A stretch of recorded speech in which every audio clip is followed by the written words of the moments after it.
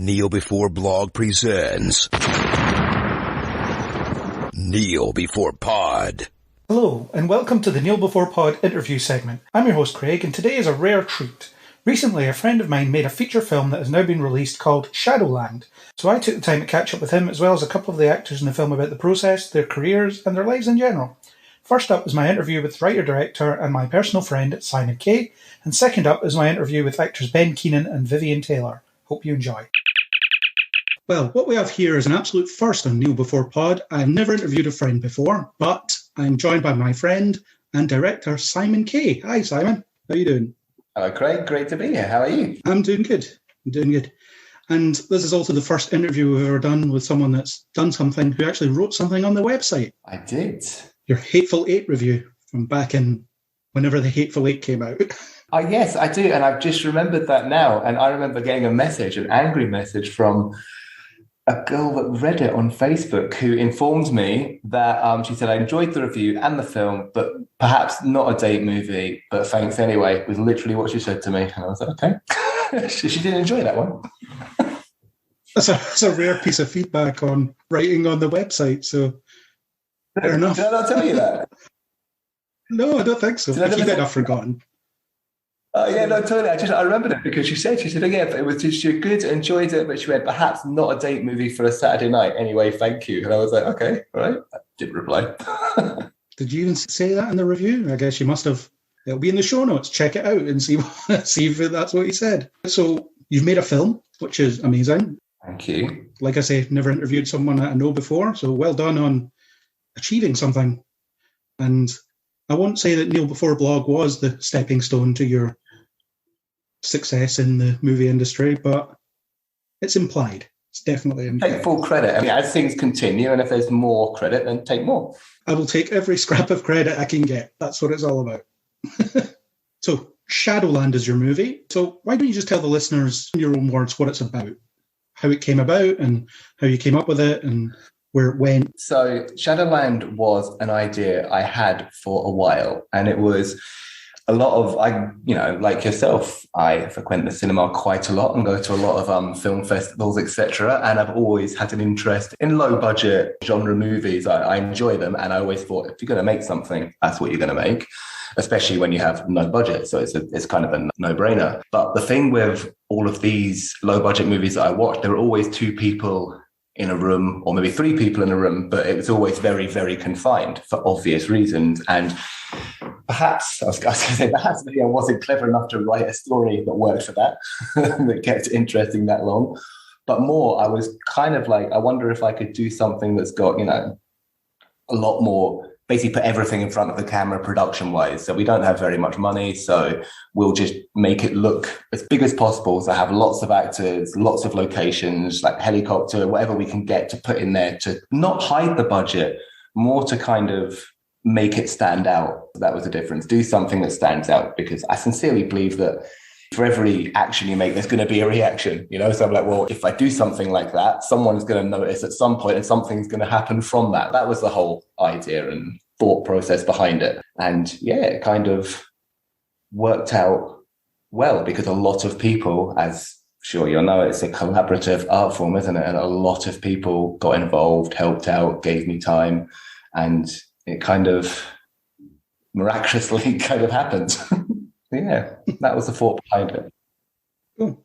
And how did the idea for the plot come about? What fueled that? And did it change a lot as you were developing it? The thing with writing is I've got lots of different scripts. So I write quite a lot, and they're always different ideas. And I'd say more influenced by things I like. So I sit down and think, what did I like about that film or this genre? And then I'll just make it into my own and start writing. I've never written anything and known the ending.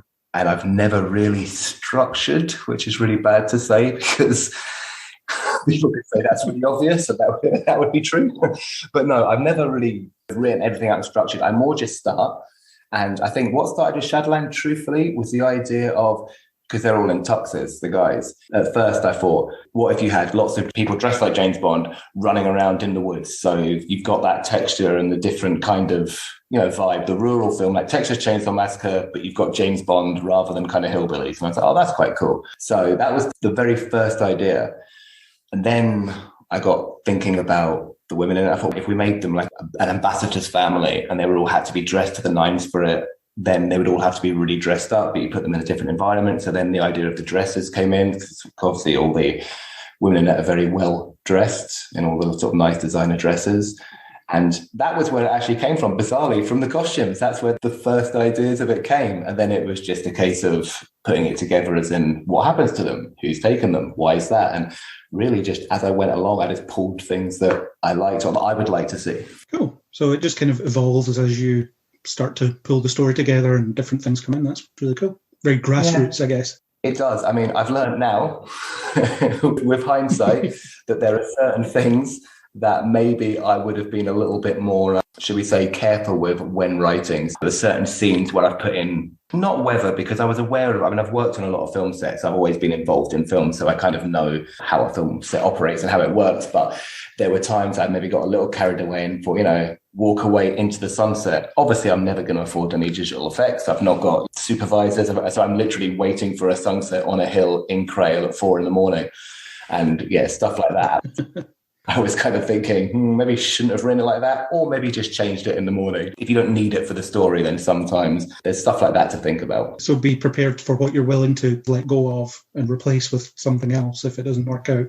Yes, and I learned that very quickly. And actually, interestingly, one of the things I really did learn was we built a set in a studio in Livingston. A guy I met on, I think it was Train Spotting. He knew a guy who ran a studio in Livingston that did a lot of the football channels and things. So I went and spoke to him, really nice guy, and we managed to organise it. And he let us build the underground bunker in the film, Kane's house, where they all go down. Yeah.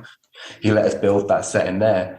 And I tell you, after 2 weeks filming at 4 a.m. in the freezing cold in November in Crail, being inside and on a workable set, I was just like, everything I ever write from now on is going to be, ironically, 2 people in a room in a set and nothing happening, because just the camera movement, the camera placement, moving things, it was just so much easier. That's obvious when you say it like that, but just how much we got done there compared to like just even things like the batteries weren't freezing. There was a night in Crail when we went to change the battery. We'd been there an hour and a half and it was so cold they had just drained out sitting there, and they couldn't charge because all the chargers were so cold and the generator wouldn't get them warmed up and stuff like that you just, what can you do?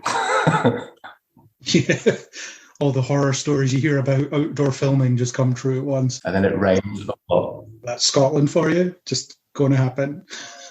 No, exactly. But you know what? It's about the people, isn't it? And everyone we got involved, the actors especially. You say there's filming outside, and I warned them beforehand. I said, look, this isn't going to be easy, but I don't think, from my point of view, I think I maybe underestimated. I knew it was going to be hard, but there were certain parts of it that were just exceedingly difficult. Weather conditions, wind, and they're in flimsy clothes, a lot of them, and it's freezing cold and it's driving rain, and asking them to read their dialogue, run around, do the scene, do it a different way, and even trying to direct on those time constraints as well when you've not got long and you have to move on. And at one point the AD came to me and she said, we're meant to be filming 11 pages today, but that's just a schedule and there's nothing you can do about that once it's locked in. So just a lot of things like that I learned, and it was great. And it's good to do it at that level when everyone's there because they want to be, and everyone's happy to be there, and everyone's driving towards the same thing, and you're all trying to achieve something.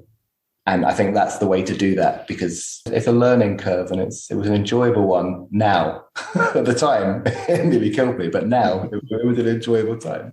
And look back and laugh. Was there any sort of Apocalypse Now-ish horror stories, like everyone coming down with some kind of illness on the set or anything like that? Bizarrely, no one got too sick that I know of. The only time I was genuinely quite worried was when we were filming a night scene up in Crail, and there were a lot of empty buildings, you remember, from that barracks. Yeah. We were in the abandoned barracks, and one of them, there was just flames just started to erupt from one of them, proper full-on fire. So we cut, and I ran over because the woman that owns it, I spoke to her and the guy, and we told, it's a raceway, and we told them we'd be really sensible and safe with it all. And I saw this fire, so I've run over, and there was a bunch of guys burning mattresses and garbage in the building. So we've gone like, what's happening? And they got out their cars and came over, and I'm standing there, and they were like, who are you?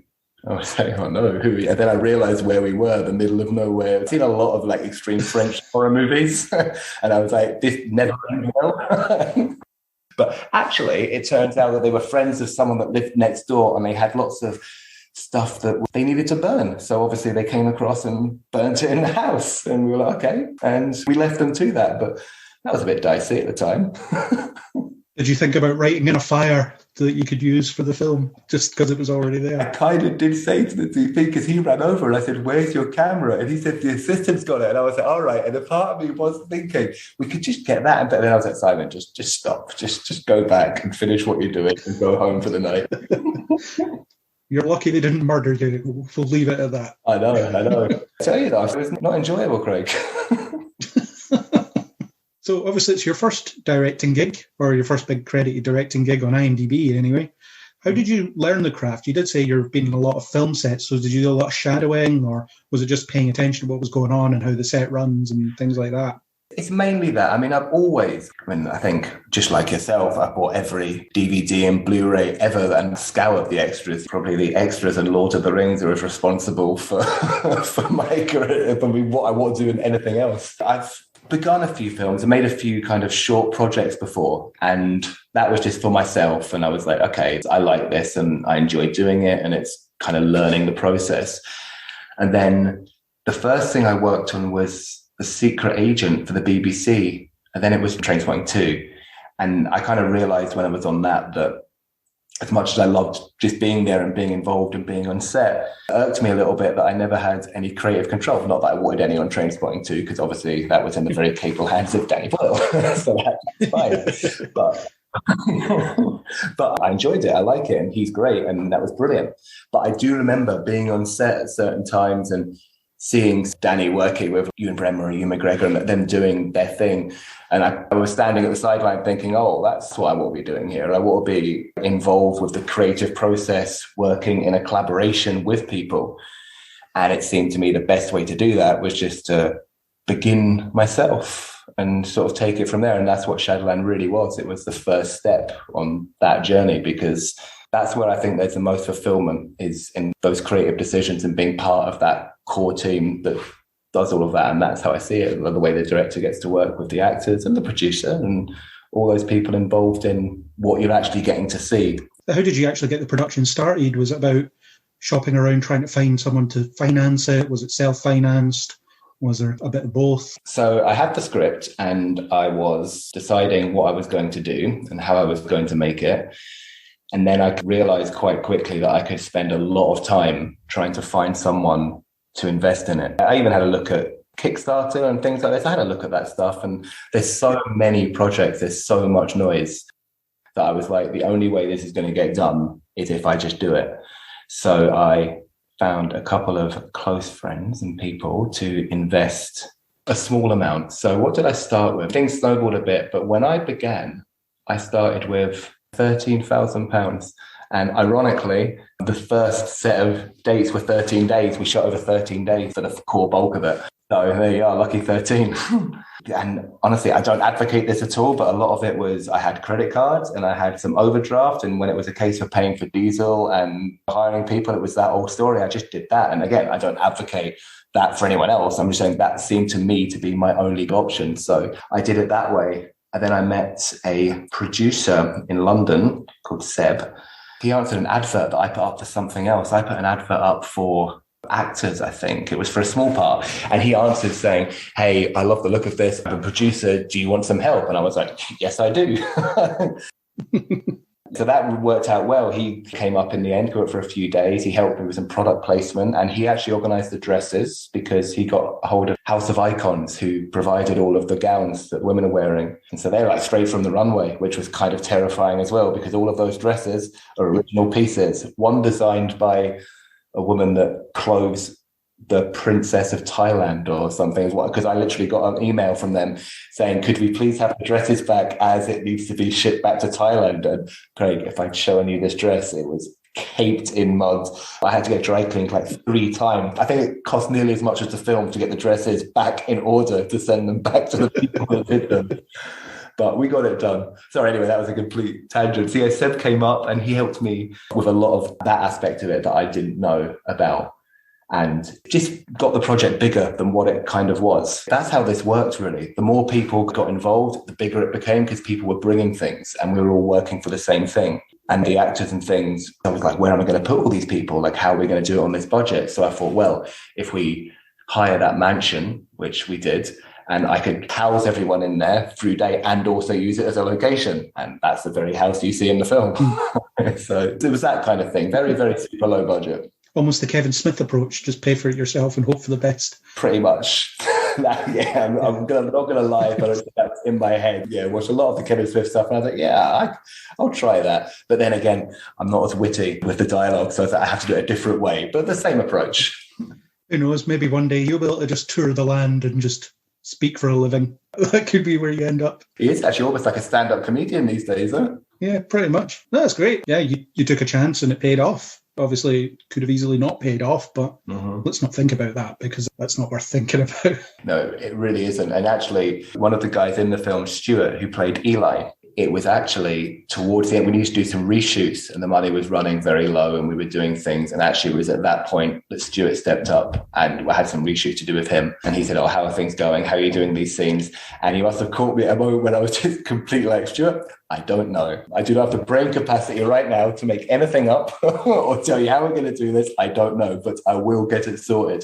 And he was like, I know you will, and kind of went back to London. And then about a week later, he phoned me and said, are you still looking to shoot those extra scenes? And I was like, yes, I am. They were shot in a biscuit factory in Leaf, actually, the interior kind of lighting scene, smoke, those ones. And I knew I needed them and I wanted them.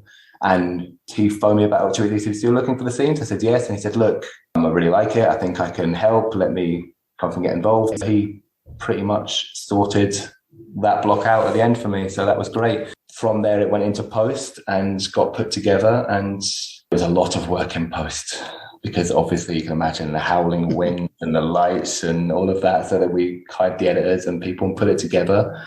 And then, yeah, as you say, it was kind of like, this worked. And that was a good moment where we were like, oh, hang on, there's a film here. Because a lot of people might, they might have online editors or et cetera, et cetera. We didn't have that. I wasn't editing as we went. So actually, I always thought, oh, no, there'll be a film there. But there was a moment where I thought, what if there's not? What if I've shot nothing and there's nothing to put together? There was a legitimate concern. Yeah, I'll never do that again. But it was there. In terms of directing, who are your biggest influences? I already know this, but the listeners don't. So I'm asking it. I loved, as you know, Rodriguez, Tarantino, Swift, all of that ilk. I love that. Recently, I've been going back a bit, though, and loving at the moment Sergio Leone massively. I was actually in Spain just before this outbreak happened because I was looking at trying to get a Western off the ground, a Scottish, Spanish Western, and I was visiting all the sets where Sergio Leone filmed. Like, they're all still there, all these little Western towns. So went over there and had a look and talked to the Spanish Film Commission, and there was looking like we could do something between there. But then Brexit and then obviously the coronavirus after that really put a spatter in those works. But I love all the Sergio Leone stuff and Hitchcock. I mean, it's a lot of the same kind of people, but trying to do it in a different way. I think it's like, if you look at what Sergio Leone did with Kurosawa, I would love to do in Scotland, taking these really strong genre films. I'm not saying I'm going to create a new genre because that would be fairly egotistical. I'm definitely not going to do that. But I like the cross genre. I like taking from little bits of it all and kind of making it but our own about what we're doing here. Yeah, there's not as much clarity in that answer as I would have liked, but I hope you know what I mean. Keep driving at it. Why not? There's always a call for unique looks at things. So yeah, they might stumble onto something. Just pick and choose from different people. The Tarantino thing I definitely picked up on when I watched the film, with a bunch of people in a basement getting on each other's nerves. That's a very Tarantino thing. I just don't think there's enough genre cinema, and maybe I've just not seen it, but there's not enough genre cinema coming out of Scotland, or especially Scotland, and even the UK. I really like that kind of American grindhouse cinema. And it's not even just Tarantino. Tarantino is obviously a huge part of that, but it's not just that. There's a lot of it that I really enjoy. And I think we take the film over here really, really seriously, which is brilliant, and we should, and we do great stuff. But I just think there's a space for stuff that's maybe just high concept, genre driven, not taking itself as seriously, I think I could fill that space. Well, why not? Someone has to. Might as well be you. So your casting, quite an impressive cast. Amelia Eve went on to prominence in the Netflix show The Haunting of Bly Manor, and there's another one coming up. How did you get your cast, and how much interest was there when you were in the casting process? Was it just people that wanted to be in it, or did you do a call out for it, or mixture of both? Because there was no budget, basically, I couldn't do physical casting, which I would have liked to do. I really would have, but I couldn't. So we went the self-tape route. And I did put some calls on acting websites and Seb and people like that. And I just went out to people and said, this is what I'm doing. Can you read? So I just got self-tapes, and we got a lot, hundreds of self-tapes. And I just watched through them and through them and through them until I found people that I thought fit. And then I just spoke to them and explained. We did audition, but a lot of them on their self-tapes, you could see what they could do. And a lot of them had show reels. So I was like, right, if we bring them up and we put them in a room, I like dialogue I've written, and I do. But if someone doesn't say it exactly the right way, but it's still real when they say it, I'm kind of all right with that. I mean, it's what the characters bring the last few pages of the script. I really do believe that. And these characters did that. And it was looking for those types of people, the type of people that were going to come, sit in a room, do a read through and go, you know what, Simon, I like this, but can I say it like this? And yeah, sometimes I'd be like, no, but a lot of the time I'm like, no, that's better. Like you've taken it. That's your character. You get the idea of the character. That's fine. Let's do it. And it was finding those people. And that actually came across in a lot of the self-tapes we got from the people we ended up choosing, because their self-tapes were really great when they would read it, but I'd give them a scene breakdown and a character breakdown, and then they would read, but maybe they would do it 2 or 3 different ways, or just say something at the end that stuck. And that's the way we kind of did it. And Amelia, she came through to Seb, and we got a few self-tapes for Elaine, and saw her and was like, yeah, of course, and she's great. So we were immediately like, get her involved and up. She was one of the last ones, actually, I think, because it was a wee bit later we cast her. So they all came up, we put them all in that house and did a big read through, and it kind of all evolved from there. So yeah, basically self-tapes is the short answer. Cool. Obviously, there was a lot of interest. Does that tend to happen? Do actors just see that there's a film looking for cast and want to expand their portfolio, so they'll just blast out their tapes to everybody? Yeah, I think so. I think with especially feature films, because I think there's a lot of shorts. So a lot of the guys, or a lot of the self-tapes we were seeing from people were people that were looking for a first feature. So they're kind of like, I will do this feature. I want this feature because I think it makes it's their first one. It's their first experience. And then they can tick that off on the resume. I guess we'd have to ask a lot of the actors, but we did see a lot of that.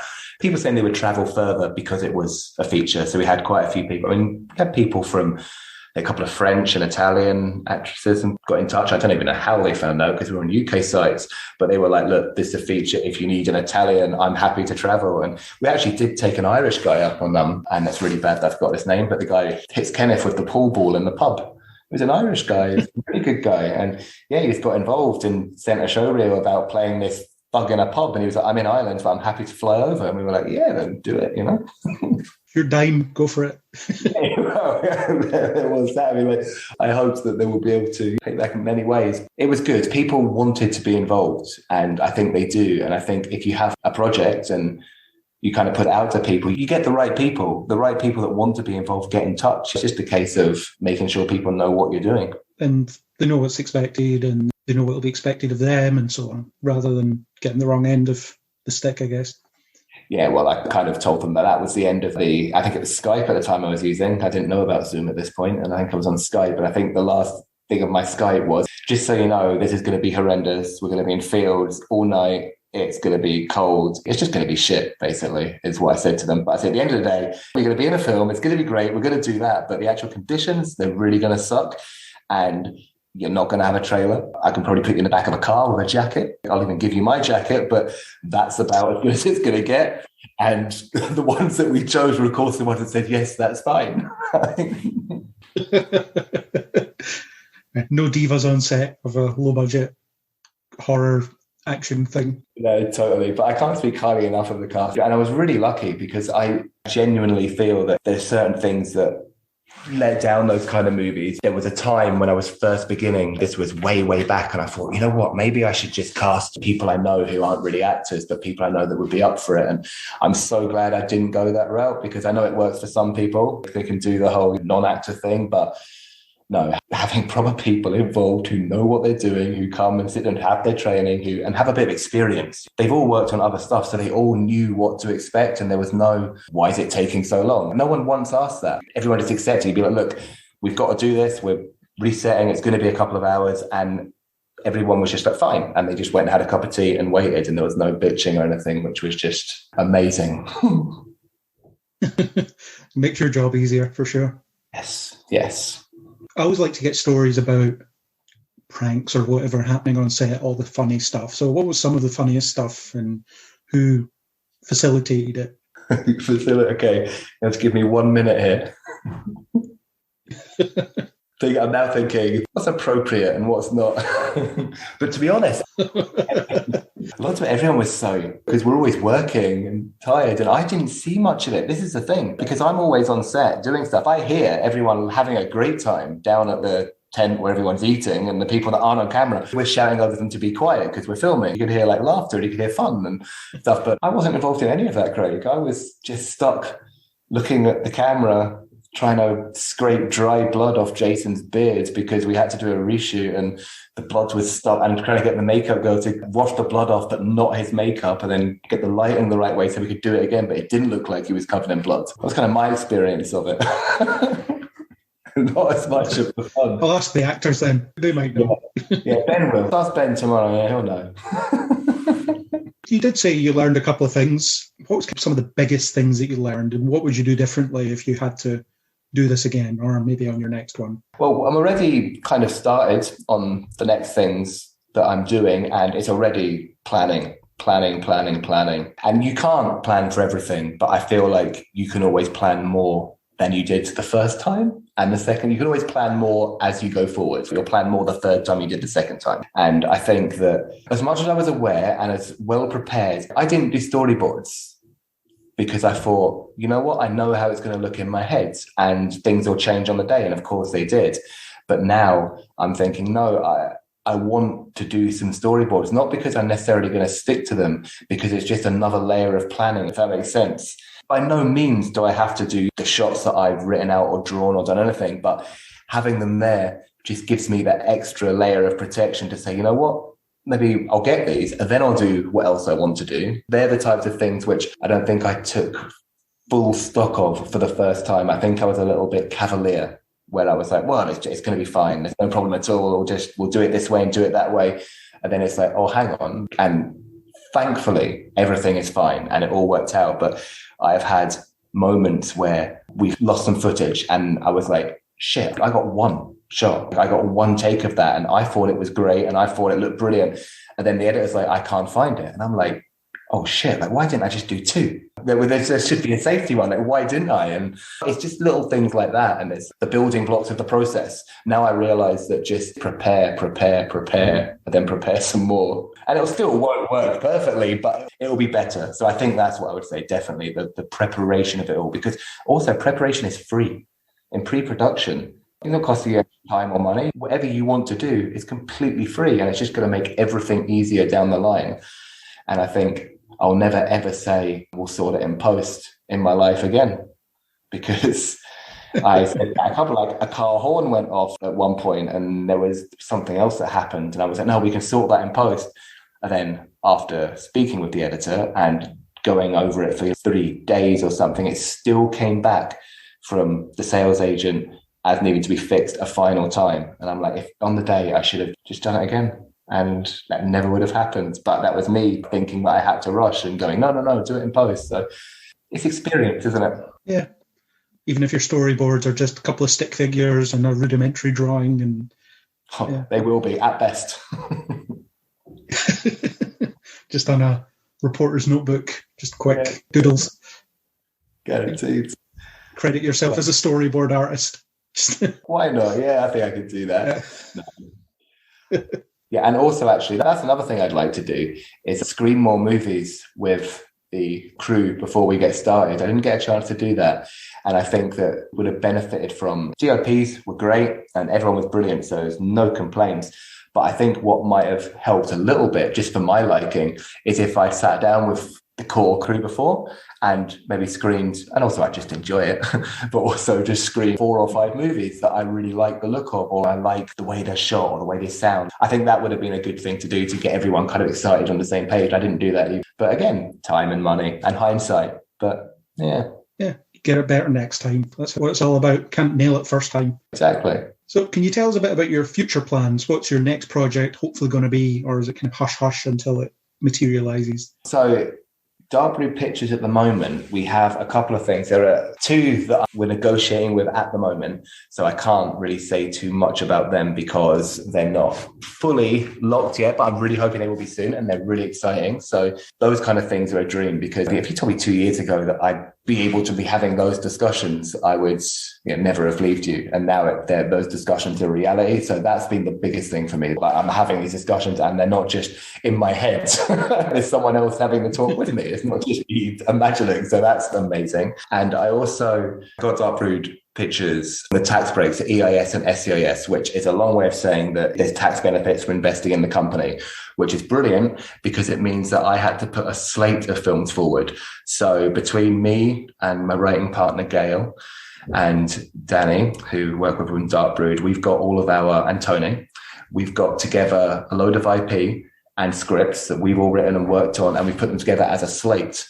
So now we're looking to basically start making that slate, and that will be a series of films. And I'm quite confident that we can now once the world is a bit more normal and we can get things back on track, I'm hoping they can be quite quickly executed. They're kind of lower budget genre, not as low budget as Shadowland, but definitely more achievable. But it's just nice to know that there's a plan, there's more than one. And that's the idea, is just to keep doing it, because content is required. Everywhere at the moment is requiring content.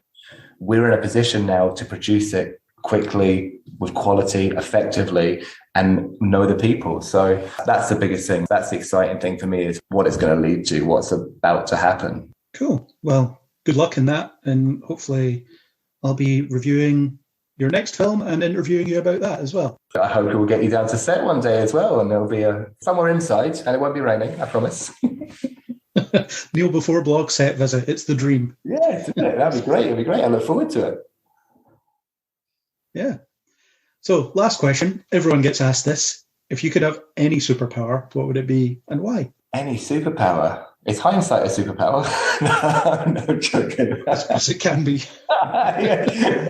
Hindsight would be great. Maybe that'd be seeing the future. Maybe that. Well, I suppose. Yeah, although I quite like the doorways Doctor Strange can do. I mean, you'll tell me what they're called, you're better, but I quite like the idea of doing a circle and stepping through it somewhere. Teleportation? Yeah, the sling rings, the easy. Yeah, that would work. I'm taking a sling ring. It sounds really bad, but yeah, that's my superpower, sling ring. Yeah. Teleportation of some sort. That's a good one. It's one of the less popular ones. People like to fly, but no one likes to get there instantly, which is weird. I'm all about getting places quickly, especially after being in the house so long. I'm like, look, I want to go somewhere. If I could step through a ring now and be on a beach in Hawaii, I'd be a very, very happy person. Yeah, it would make all the travel to locations much easier as well. You'd be able to film anywhere. Exactly. I could be doing like 20 films at one time, and then I'd just die of a heart attack. You know? Yeah. You'd forget what film's what, and you wouldn't know what's going on. Well, that happens on one creek. I'm joking. Definitely got that out. So, yeah, that's great. Really good luck with the film. It's been a pleasure talking to you about it and getting to interview a friend about a film they've made. Is it every blogger's dream? I guess it's this blogger's dream. So, awesome. I've done it. and you've done it. Yeah, so well done. Really nice to catch up and have a chat about it, actually. I really enjoyed it. Thank you. So good luck with the film. This will probably be out after March 1st, but it's out on March 1st. Or if you're listening to it after March 1st, it's out now. So give it a watch. Where will it be found? Do you know? Yeah, at the moment, I think, so what I'm hearing is it's on Apple TV and iTunes, and Sky, is it Sky Q? Is that what their set-top box is called? I hear it's going to be pay-per-view on Sky, is what I'm hearing on 1st March. But cool. I haven't had the initial details of that yet, but I'm pretty sure it'll be on Sky. Cool. A few options then. Well, thanks very much for joining for this interview. It's been a pleasure, and I hope the film goes down well and people respond to it, and then you get to make all your other ones. Thank you very much. Now for the interview with Ben Keenan and Vivien Taylor. I'm joined by Ben Keenan and Vivien Taylor, stars of the movie Shadowland that was directed by my personal friend Simon Kay. So how are you both doing? Very well, thank you. Very happy to be here on internet land chatting to you. Yeah, what Vivien said. Thanks for having us, Craig. Good to be talking about Shadowland. Good to have a bit of press about it. Yeah, happy to have a wee bants. Yeah. I just said that. I'm so sorry I said bants. Can you re-record that bit? It'll get us in with the young crowd. Yeah, man. The young power will get us in with the young crowd. The woke crew. Just glad I didn't say hashtag before it. You've said it now. Hashtag Shadowland. I don't know. Yeah. Yeah, I do follow that actually. Hashtag Shadowland movie. Yeah, we'll try that. Try it all. One of them will work. So we'll start with the movie. How did you get attached to the project? So Vivien, you can go first. How did you get attached to Simon's labour of love? That was a brilliant question. It's a really cool story. I was on the phone one night to a friend who's quite an established film and TV actor, and he was saying, have you got anything coming up? And I said, no, nothing. Keep applying for things. I've not heard anything. There's nothing happening at all. It's just so quiet, blah, blah, blah. And he said, look, just relax. Something will happen. And I said, I know, but I just need a nice, good, juicy role. And he went, no, Vivien, you don't need an acting job. You would just quite like one. So just start thinking that this is not a necessity. It's just something that would be nice to have. So the next day I woke up and I thought, right, okay, new frame of mind. I'm just going to go with the flow. I'm just going to think nice things, just not force anything. And it was a rainy Sunday afternoon at this point, and I got an email through a casting website from Simon saying, hi, I've got one more part to cast in my feature film, and I've just watched your show reel and I absolutely loved it. If I send you the script, could you have a read at it? And if you're interested, the part's yours, because your show reel was exactly the character that I was looking for. And I was just a bit like, nice. Yeah, okay. So I read the script within an hour and a half, loved it, and phoned him, and we were on the phone for about an hour just chatting. And I was moaning and groaning to a friend yesterday that, there was no acting work. And here we are. And he was like, there you go. You just never know what's around the corner. So that was it. I mean, it was just magical, to be honest. It was great. So that's how I got involved. Cool. What about yourself, Ben? Oh my God. Line for line, this is exactly the same story as mine. No way. No, I'm only joking. That would be mental. No, my story is somewhat similar, but I was actively trawling through said website for work like I do every day, because although I've got agents, I'm kind of in that middling realm of, I've seen you in a couple of adverts, but you're not big enough to put you in anything that we think is above your pay grade. So it's the slog of every day searching for things that you might be right for. I came across this film. I initially applied for the role of Mickey, who's played by the fantastic Jason Harvey. I'll say that again in case I lost that. Jason Harvey plays Mickey in the film, and he is amazing. And he's a great lad. So anyway, I was up for his part originally, but Simon came back to me and he was like, something's happened. I don't know what happened. The main guy, I think, got tied on to something else contractually. And he was like, would you be interested in reading for the role of Cam as the lead role? Or he called me, after audition for Mickey. And I was out drinking wine in the sunshine in London, of course, as actors normally do. That's all we do, darling. We just drink wine in the sunshine. And it worked. I always knew it. It was so delightful. But he called me and I pretended to be all cool about it. I was like, yeah, sure, Simon. I'll have a look at the script and see if I'd be right for the lead role, Cam.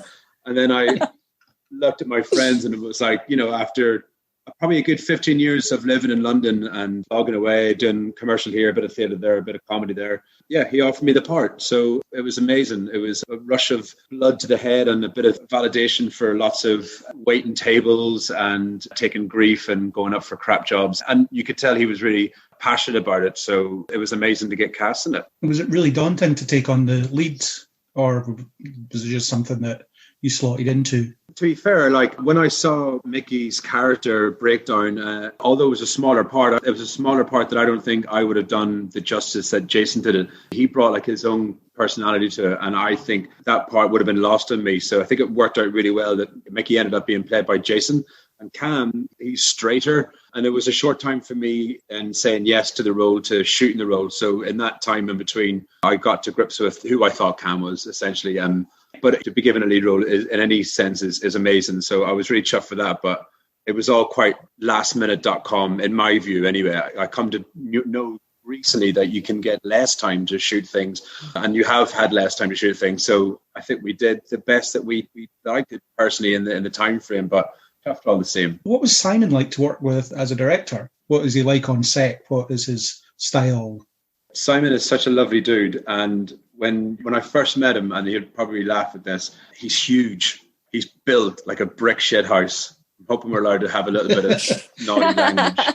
But when I first met him, I was like, wow, this dude's huge. And I almost thought of him being Cam because he looks the part. He's got the short hair, he's got but he's like a big gentle giant, and he's really lovely to work with because he asks you questions, and he has such a love for the film itself, but also movies and filmmaking in general. You can tell that by the genres that are kind of represented in some of the movies. I'm sure you'll talk about that later in the film itself.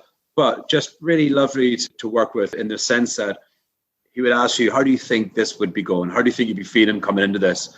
He had technical directions, but also he let you as an actor just make your own choices. And if I went up to him and says, is that too much over the top? I'd be like, well, it looks fine to me, but what do you think? And that's not passing the buck back. It's really great to have someone give you the confidence to make that decision yourself. And then he'd be like, if he didn't agree with it, he'd be like, I really like that, Ben, but what about this instead? And you'd just be like, oh, all right, cool. But so he had a very lovely way of making you feel like the decision was yours and not him telling you what to do, if that makes sense. Cool. And was that your experience as well? Yeah, absolutely. Simon was a complete gentleman from start to finish. He was a director who really listened to his actors as well. So if we wanted to throw anything in, if I said, what about if I did this? He'd go, oh, right, tell me more. And he was just so welcome for new ideas. And also what I really liked about him is before I did the film, I was quite a girly girl. I'd never done anything with guns or anything like that. And I'd be like, Simon, sorry if this is a really stupid question, but do I actually look like I'm holding the gun properly? Or do I look like I'm some pathetic girl going, ooh, I'm holding a gun? And he's like, no, it's not a stupid question. You look good. Maybe raise your arm a wee bit or do this or do that, as did one of our advisors, Dave Caldwell, who was also amazing. But no question was stupid. And I think that's just incredible because sometimes, without sounding all women's lib, sometimes when you're a girl on a film set surrounded by predominantly males, you sometimes do feel a bit like, well, they've been playing with guns, playing cowboys and Indians since they were 2. And I haven't, so this is not second nature to me. So you were always made to feel welcome and valid. And I found the whole experience really rewarding. It was just such a nice, warm atmosphere. It was like a big family. And it was gutting when it was all over, to be honest. Yeah. But it wasn't a warm set or a warm shoot, was it? Oh, no. It was freezing. Baltic. Yeah.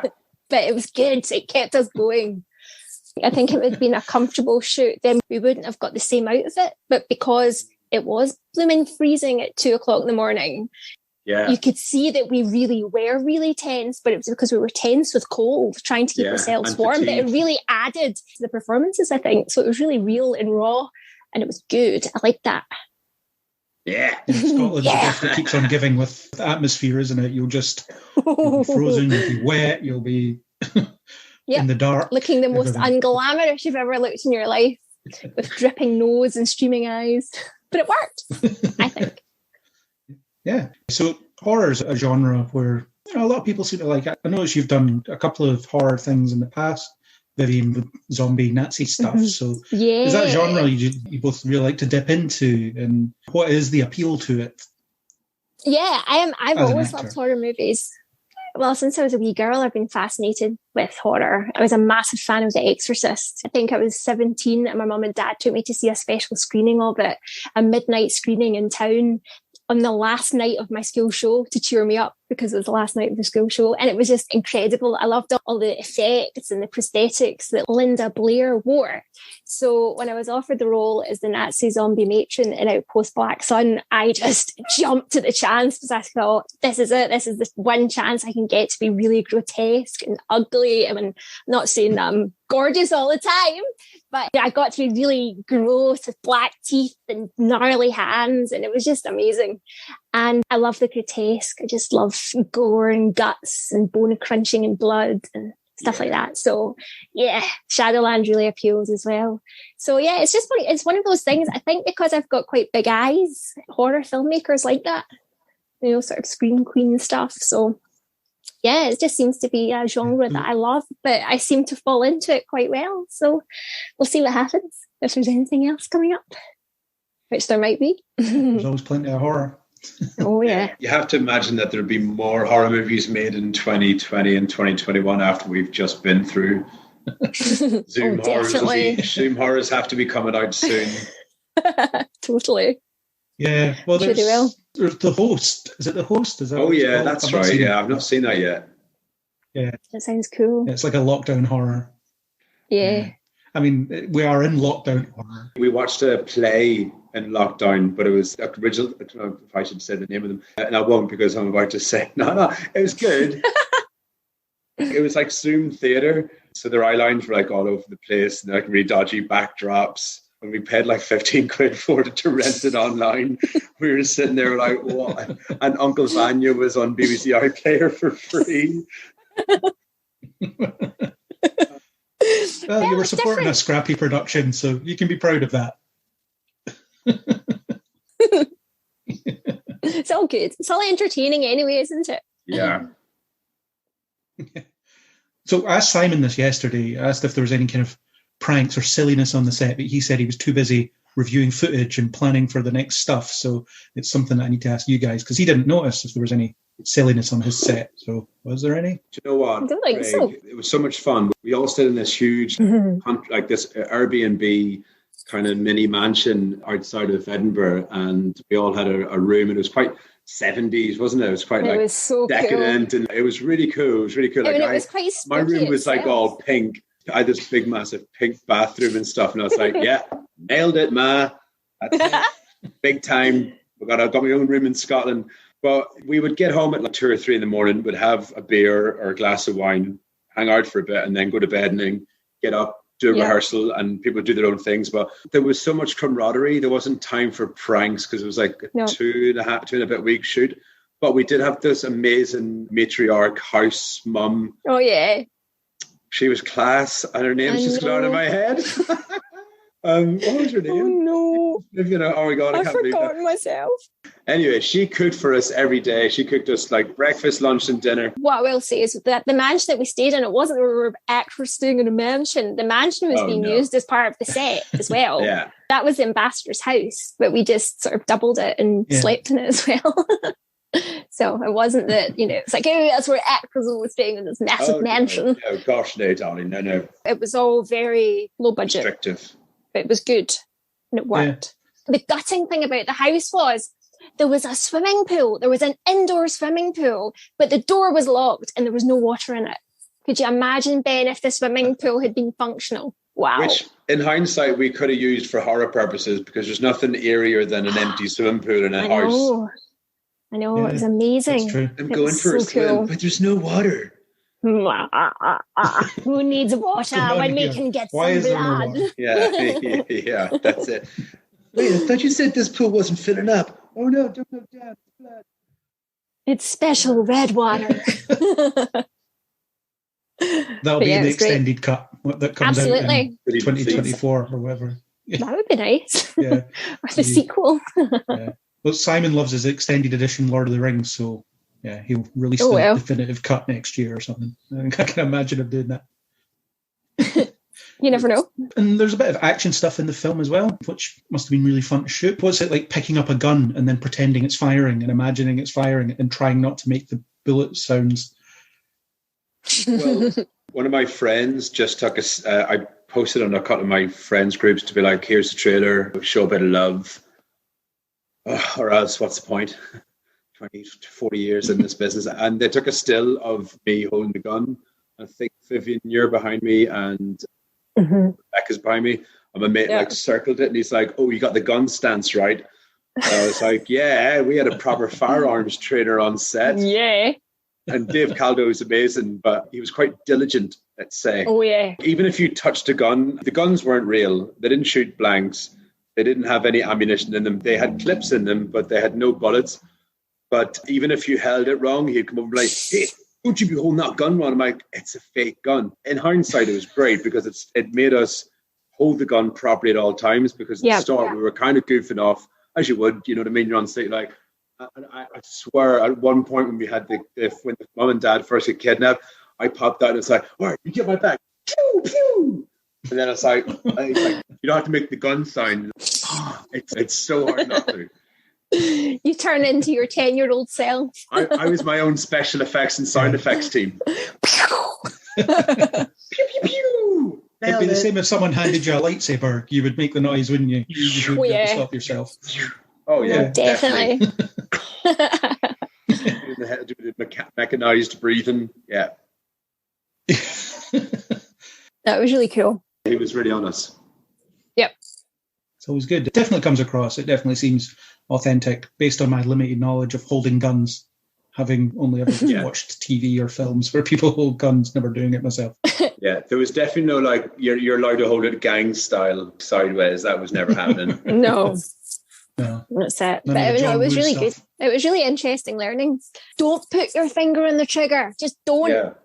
I was like, that right? Okay. You just automatically go to do it. Yeah, how to identify when the safety's off as well, which is such a classic trope in movies. Where it's like, you got 2 seconds, Buster. And the other guy's like, what you didn't realize is your safety's still on. Which is so classic. True. Yeah, no, it was really cool. And it was really great to learn how to hold them properly and go through the motions. And also he gave us signals to use and how you do short burst steps. Mm-hmm. He wouldn't just walk out in the open and start swinging madly. You stick to the side, you stick to the wall, stop people, you do signals. For those listening, I'm doing a fist signal and then 2-fingered signal to salute and get people moving. So that was really great to make it look authentic.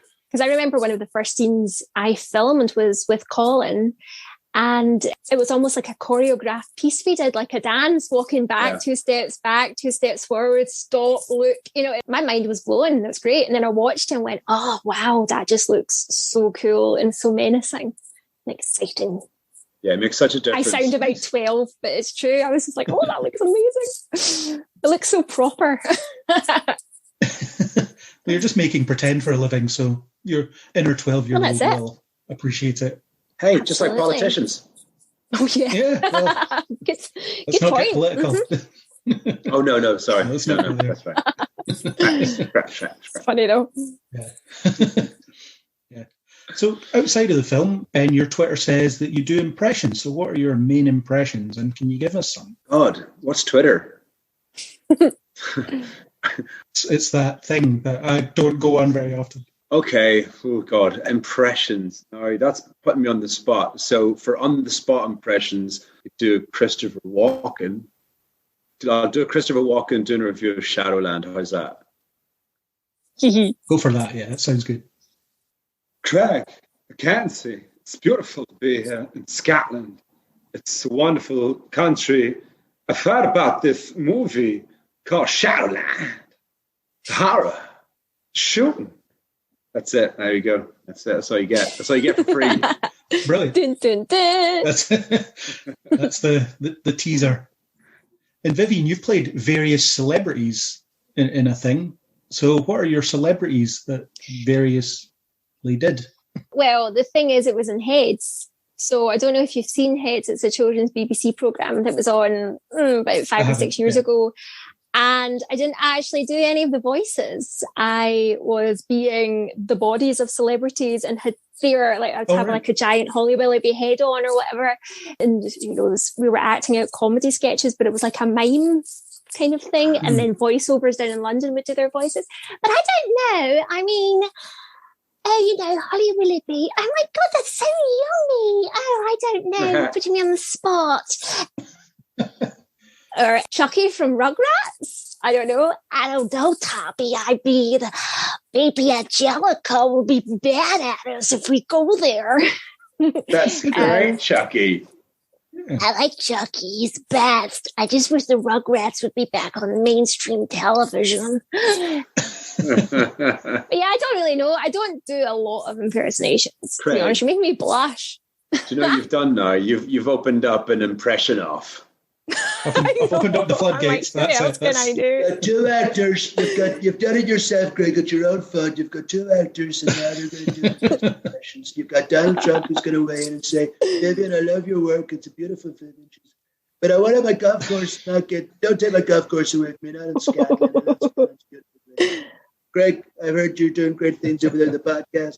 Vote Trump in 2024. Excellent. Yeah. There's a bit of a Donald Trump cameo. Yeah, that was very good. Wow. Yeah. I heard that one. But yeah. Good stuff. First time I've ever had impressions on the podcast. Sweet, you go. Happy with that. I'm sure there's other ones I can do, but my mind's just gone blank. If only your listeners could see how red-faced I am at the minute. And me. Typical actors, we've been in lockdown for so long. We're like, what? You wanted me to do something? I know. I'll do an accent. Anything. I'll do an impression. What? We've been locked down for 2 years. I'll do Swanee River. Jazz hands. I'll do tap dance. Oh, it's sad but true, though. I do stand-up as well, and we haven't been able to be on stage for a year and a half, and I won't do Zoom. Not that I won't. I haven't done a Zoom gig yet because I just don't really see how that works with interaction with people. Yeah, I watched one or two and they're just not the same. So yeah, all jokes aside, it's lovely to actually talk and goof around a bit again without it being just your partner at home and they're going, would you never stop doing those voices for sake? You're doing me head in here, look. I know. Next time, live with an actor. Oh, I'm sure she's. What has it been like in lockdown? What's been filling your time, really? Because obviously as actors, it'll be difficult to get work at the moment because there'll be a lot of productions shut down, or the ones that are will be super careful and minimum sort of staffing or whatever.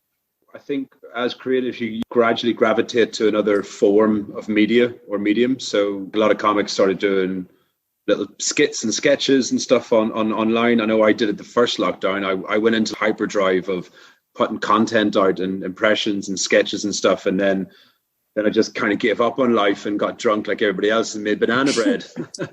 Nice. Those are the days. Yeah. The last second lockdown, I signed up for some writing class. I did some writing. So at the minute I'm editing a couple of sitcoms, one sitcom and a drama that I've written. So I've been busying myself with writing a couple of pilots and just trying to keep healthy, really, I think has been a thing.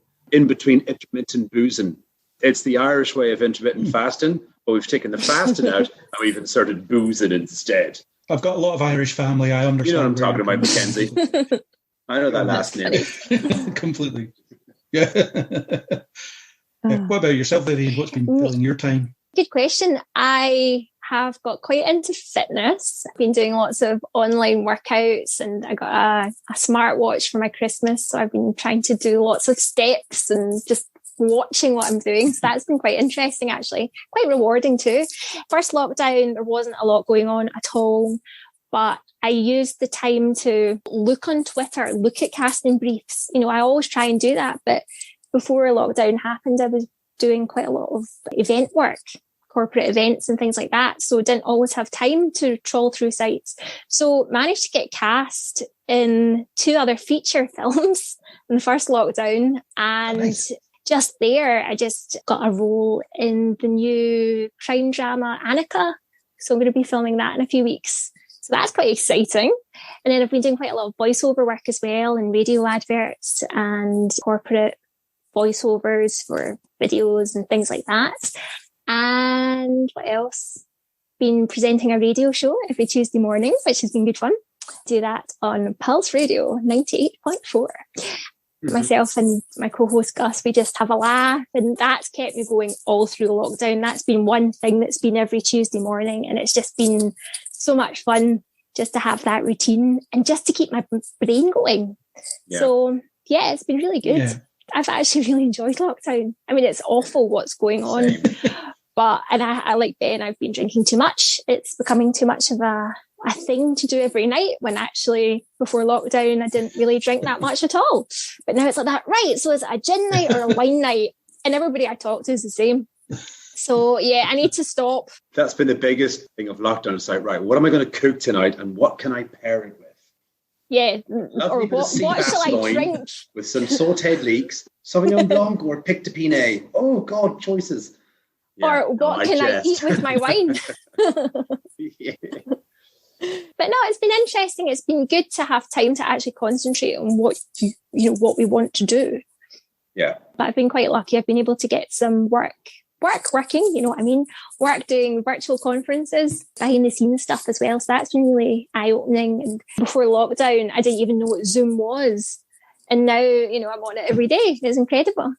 It's good. Yeah, it's been a useful tool. Imagine this had happened 20 years ago. Would have been all lost. Nobody to talk to, no way to talk to anybody. Oh, it would have been awful. But also, we wouldn't really know. We would only know through the news. True. Like we wouldn't have people posting about it on social media. We'd know it was there, but we wouldn't have everyone's opinion on it or everyone's take on it, which is kind of interesting if you think about that 20 years ago. Yeah. God, yeah. You wouldn't even have your neighbour coming around to tell you about them being bored. That's true. Shouting across the window, Are you still in lockdown? Yes. It's weird. Shouting across the fence, just... Yeah. Are you still alive? Yes. Yeah. Oh, good. Me too. All right. Check in again, same time next week. What are you going to do in June? Move away from you. Get as far away as possible. That'll be the plan. So on your IMDb, Vivien, one thing caught my eye. I like fan films, and I like Doctor Who, and I like Alien, and you combined all three of those things. What was that like, working on something like that? That was really cool, actually. Some fan productions are more amateurish than others, I guess, but that's the beauty of them, I think. Yeah, The Siege was really cool. I mean, that was filmed, I think, that was about 2010 or thereabouts. So yeah, that was brilliant fun to film. Again, there was lots of amazing special effects and a bit of gruesomeness as well, if that's such a word. And that was just a couple of days I did in that. But Brian Hendrick really put it together so well. He directed it, he was acting in it, and it was just absolutely super. But the thing that I think probably not attracted him to me, but before that, this is a bit of an ongoing saga. I was actually leading lady in an Indiana Jones fan film called Treasure of the Templars, which we made in 2006. And it's in post-production, they're literally tweaking it because it looks like a millions of dollars worth movie. It was directed by an American guy, Jonathan Lawrence, whose whole selling point, his whole amazing skill set is the fact that he can make no budget look huge. So he has changed all the footage into digital. And in fact, possibly into 4D. No, it's not 4D. 4K. What's it called? 4K, duh. Like 3D, 4D, 4K. And 4D, it travels through time. I've got like almost the finished cut, and it's incredible. And I just wish we could just get it totally finished. The only thing that needs to be done is the score needs to be added, but it's phenomenal. And I'm so proud of it. And it's the first feature film that I ever shot, to be honest, bar one. In fact, no, I think I got the part in Treasure of the Templars first, but then I actually shot another film before then, and it was so much fun because it was like Shadowland. It was really gritty. We were running around. I had a flame torch I was running around a cave with. Hair everywhere that I could have easily caught light. There was quite a big hype about it when we were filming it. So I'm hoping that it's going to be finished this year. I look like a completely different person in it, but it's awesome. And I really think the fans will love it. So between that and the Doctor Who fan film, I think it's really cool just being involved in these really passionate projects made by people that just love film and love the characters and love the stories. It's a privilege to be part of them. Yeah, I like fan films. I know a couple of people that make them as well. So nice. Yeah, so I'm a big fan. Okay, so Cool. Ben, do you have anything to plug, Vivien? You sort of listed some things you've got coming up. Have you got anything that you want to plug for the listeners that might be coming up? Yeah, I have got a part in a feature film. It's not a horror, it's more of a slasher film. I think that's the pronunciation of the genre. It's by Empire Films, and they have distribution Europe and UK and US. The movie is called The Lizard Man, and I play a bully from South Carolina that terrorizes some local kids out on a scuba skinny dipping evening. So I play a bully who goes around and terrorizes these kids, based on a legend in South Carolina about a part man, part lizard. Wow. Yeah. Clues in the name, Craig. Clues in the name. Definitely a fan movie kind of. This company are quite prolific producers. It's like your friend Lawrence, Vivien. They take small budget movies and pimp them out and make them look really big. And the producer, Louisa Warren, she's been in like the Hollywood Reporter as like one of the most prolific producers at the minute, because she just churns these things out. But they get really good exposure and stuff. So yes, I've got a part in that. And I've got a pilot that I just shot in London called Relationships, where I play a drug dealer, very 80s style drug dealer. He's all like bare chest, medallions and waistcoats with no shirt underneath, my tattoos on display, with drapes to beautiful women. Very, very not 2020 in some respects, or 2021, but cast your mind back to a young Tony Montana. And that's the kind of flavor of the character I play. So that was really nice to get two different characters and accents on my reel. And I've signed with a company called Zero Gravity, and they're based in Los Angeles, and they represent most of the writers on Ozark and a few of the actors on Ozark and stuff like that. So the goal is to get more American accent stuff on my reel.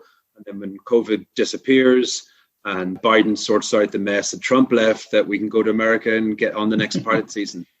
Not going to do this year, but next year is definitely on the cards. Just as a last couple of questions, is there anything that we haven't covered about the film that you want to say about it before it's released? By the time people hear this, it'll have been released. Buy it. Buy it, buy it, buy it, buy it, and watch it, and buy it, and share it, and buy it. Oh, sorry. You meant serious questions. But buy it, because it's really good. Yeah. No, I think if you're a fan of horror and genres, then it'll definitely appeal to you. But it's got a bit more than that as well. Scotland is such a beautiful country, and I think it really captures a lot of the lovely scenery in the start, and there's tense moments, and I think there's a little bit of something, not for everyone, because that would be ridiculous. There's no like romantic story. There's a little bit with Cam. Yeah, there is. Dylan. The ambassador, Dylan, yeah.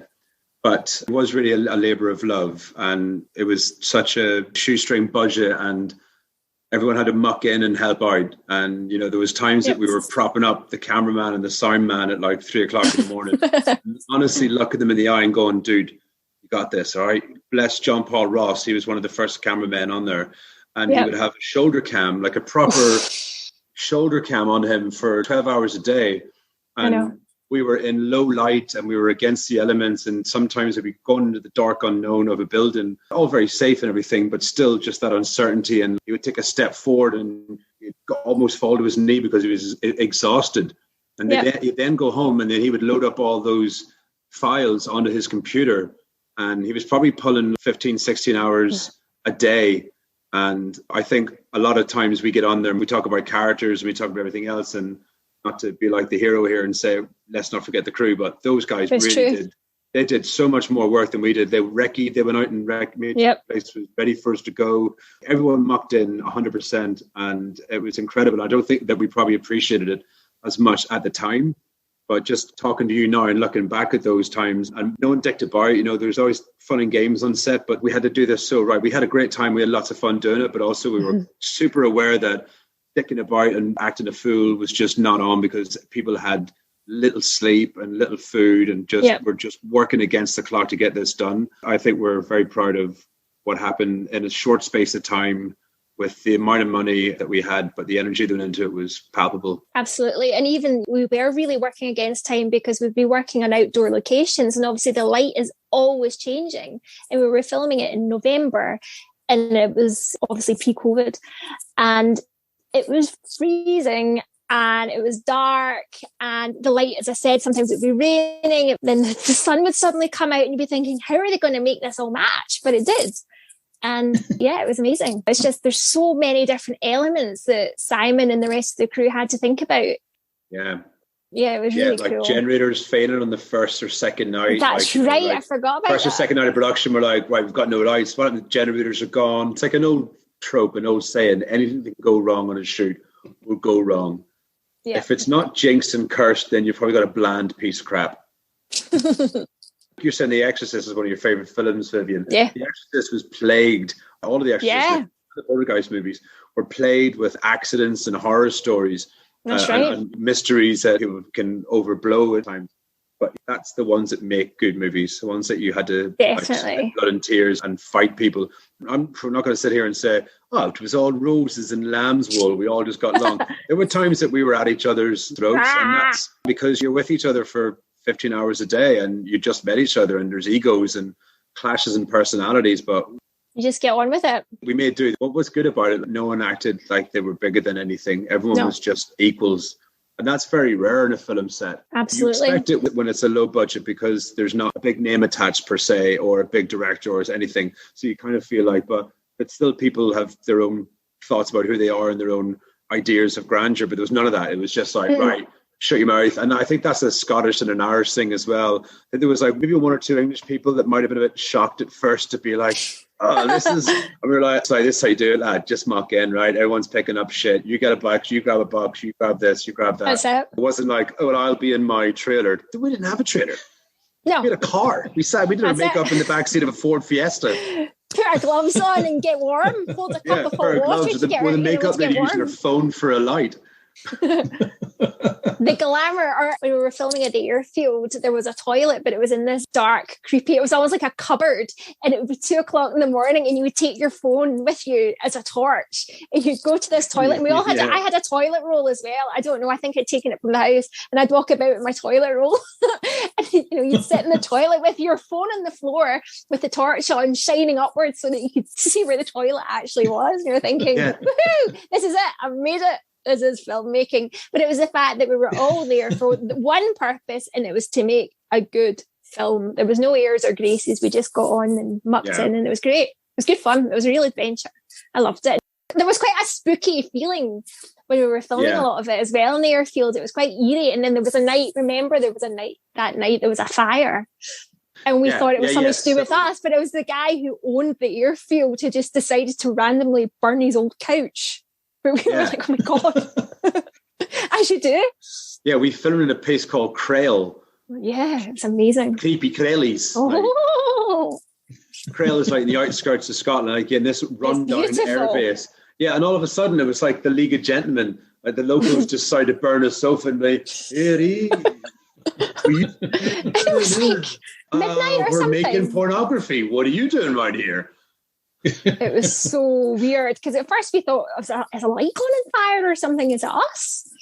But no, it wasn't. Thank goodness. Do you know what? I mean, it was such a great location. It was even when we weren't filming, I remember walking around. When I was a kid, that would be the best place to ever go and hang out.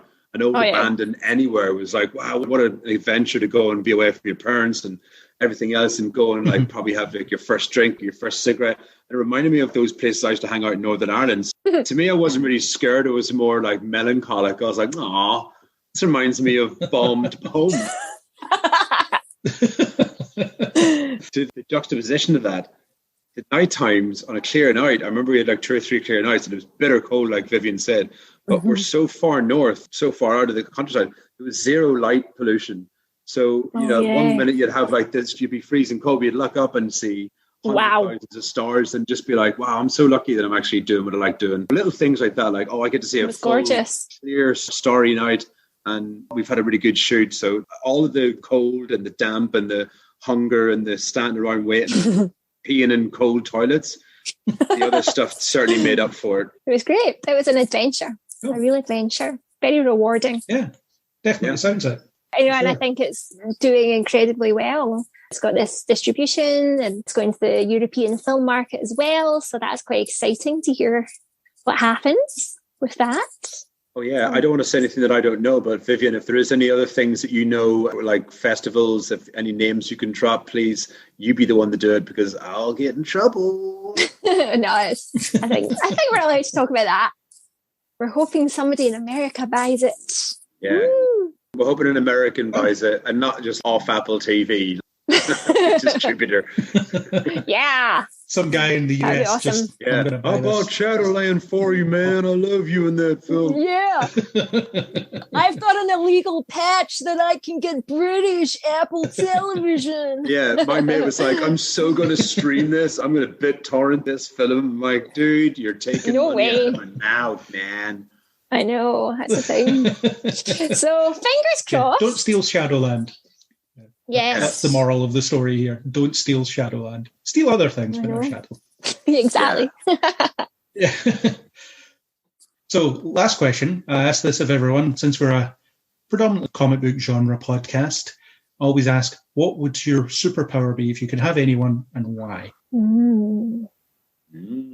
A superpower. For me, I don't know if it's a superpower, but I think it would be a superpower to have, to be able to go back and forward in time. So if you wanted to see when the pandemic was going to end, you could just fast forward and visit there and see what's what. But then I'm always fascinated with the 1960s, the 40s, even Victorian times. I'd love to just get in a time machine. Yeah, time travel I think would be great. Even if I was the only person in the world that could do it, I think it'd be so cool. And then I could predict things. And then people would be like, oh my goodness, how do you know that? And then I could become a millionaire. Invest in Bitcoin when it's 2 pence a Bitcoin. You never know. The Bitcoin saga. But yeah, time travel. That would be nice. Nice. That's a good one. I've not had that one before, I don't think. Cool. Well, there you go. Yeah.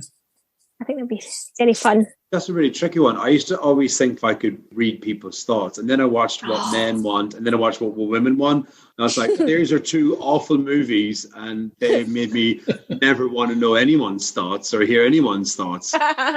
Like, you'd be like, hey, what's up? This guy's such a dick. Like, oh, I heard that. Did you? Yeah, I bet you would, you asshole. Like, they'd just be always slagging me off, and I'd be able to hear it, and I'd just go home and cry. So if I had a superpower now, it would be invisibility. No, sorry. What's the one where you can... Telepathy? No, when you can move from places, like telekinesis? Teleport. I was going to say teleportation. If I could teleport, I would teleport to the beach, which is 5 minutes from my house. Oh, that would be so good. Yeah, no, if I could teleport, that'd be amazing. Like, to bounce from place to place, that would be amazing. Yeah, I always just think that would be an amazing thing to have. footballer. That's not a superpower. That's just a dream.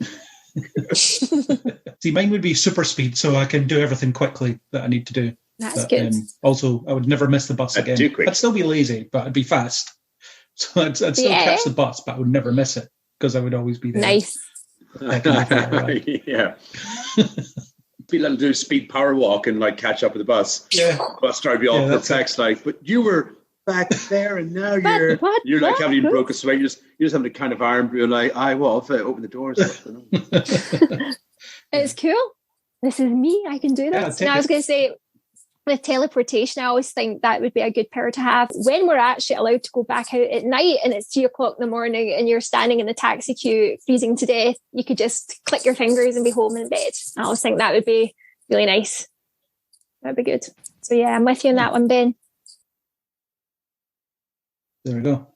Some insight into superpowers. I've moved down to Bournemouth, so I'm literally a few minutes walk from the beach, and it's just been ranked the 5th best beach in Britain and the top 25 in the world.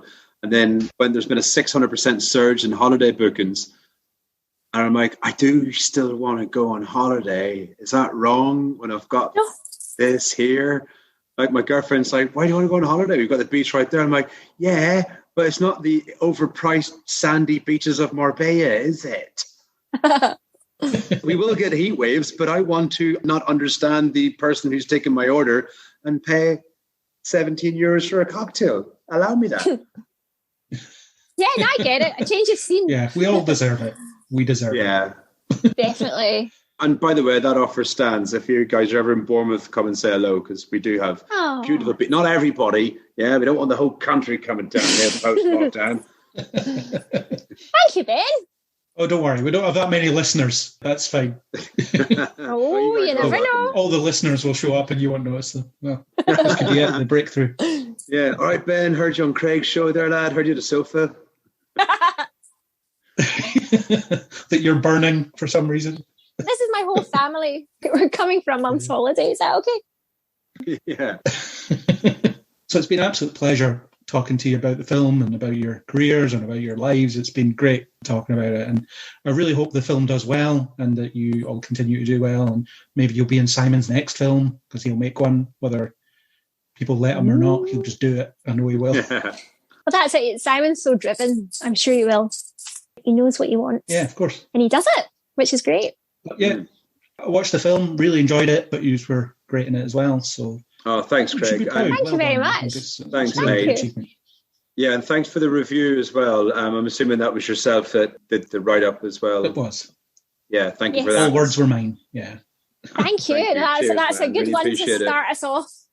I think that's the first review, so thank you very much. Oh, good. It's all good. First ever review of a film. I don't think I've ever done that before. Yeah, I'm pretty sure it is. So I've been trolling. So thank you. And thanks for having us. It's been great fun. Yeah, thanks for having us, buddy. Vivien, good to see you as always. You too. I might see you in person one of these days. Right? Don't know when. Aye. Hey, June 21st. Yeah, give one last impression for Craig, my buddy there. June 21st, the roadmap to us back out of lockdown shall be the end of spring. By damn you, bolly jujus. Let's all go watch Shadowland together, shall we? Oh, yes. How lovely. I can't do a Boris impression, so I'm just being a posh bird. How wonderful. I love that. Yeah, so Carrie. Yeah. Anyway, there you go. On that little bombshellios. Yes. Thank you so much. No, thank you. Thanks very much for coming on and all the best with the film. I hope it does great and I'll see you in other things in the future. Cheers, Craig. Thank you very much, Craig. Thanks very much, buddy. Have a great night. Yeah, that'd be great. Much love. Yes, you too. And thank you, Craig. And see you again, hopefully. Thank you. So that was my interviews in connection with my friend Simon's movie Shadowland. It can be viewed now on Apple TV and various other platforms. All the best to everyone involved and good luck in the future. If you enjoyed what you heard here, then please do subscribe on iTunes, Spotify, or wherever you get your podcasts. iTunes users, if you could leave a star rating and a comment. You can get in touch with us on Facebook and Twitter under Kneel Before Blog, or leave comments on kneelbeforeblog.co.uk. As always, we hope you'll join us on the next Kneel Before Pod.